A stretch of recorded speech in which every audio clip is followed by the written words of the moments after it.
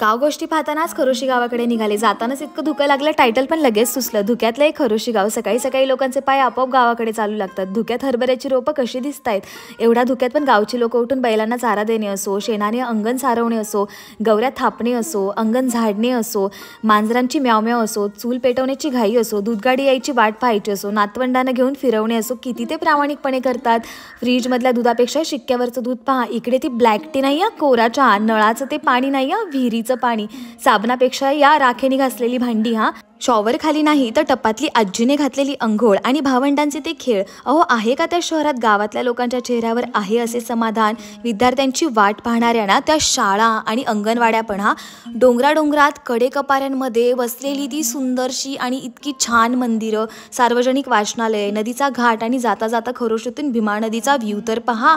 म्हणून तर हे शहरातून लोक गावाकडे येऊन इथे मॅगी बनवून या सौंदर्यात आनंदाने खात आहेत.